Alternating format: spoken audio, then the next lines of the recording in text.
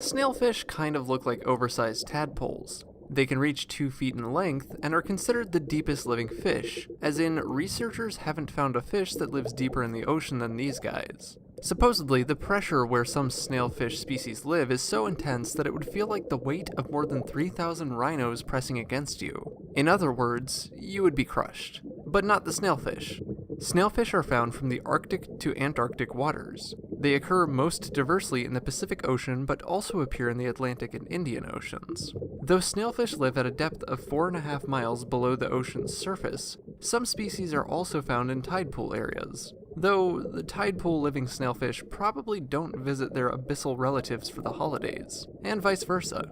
It's believed there are hundreds of snailfish species, with plenty more that haven't been named. Snailfish don't have scales, but they do have long dorsal fins that reach back to their tails, and they often come equipped with a sucker. In shallow water species especially, snailfish use this sucker to hold fast to the bottom or even hitch a ride on roving crabs to their next meal.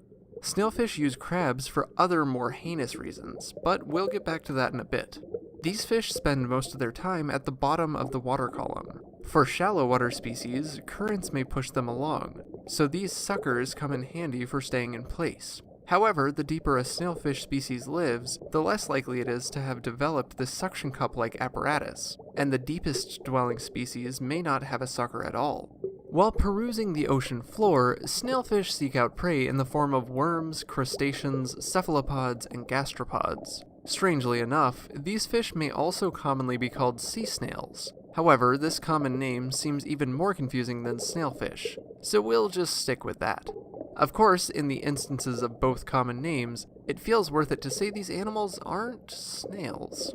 Snailfish in turn are eaten by fish such as cods, skates, seals, and seafaring birds including auks, though deep water species have been cited as the top predators of their habitats. It makes sense. Have you ever heard of a skate living more than 4 miles below the ocean's surface?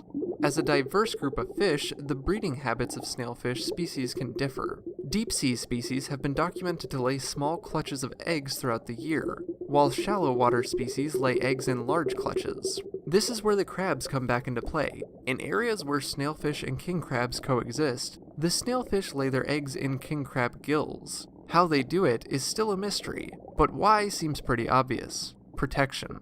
The female specifically seeks out a king crab that has recently molted and lays at least one clutch of more than 800 eggs in the king crab's gills. Here, the eggs are protected and aerated in the gill chamber until they hatch. Unfortunately for the crabs, the relationship seems mostly parasitic, because the eggs often harm the crab's gills and no benefit for the crabs carrying the eggs has been found. Other species are less diabolical and lay their eggs in substrate and protect them, like normal fish. Though this doesn't apply to all snailfish species, deep-water snailfish species specifically don't respond to light, and their skeletons have developed to adapt to the pressure in their abyssal underwater environments. Not only do deep-sea snailfish have flexible skeletons made partially of cartilage, they literally have holes in their skulls to compensate for the pressure at the bottom of the ocean. For more facts on snailfish, check out the links in the description. Thank you to ReflexArc for today's request. Give a thumbs up if you learned something new today, and thank you for watching Animal Fact Files.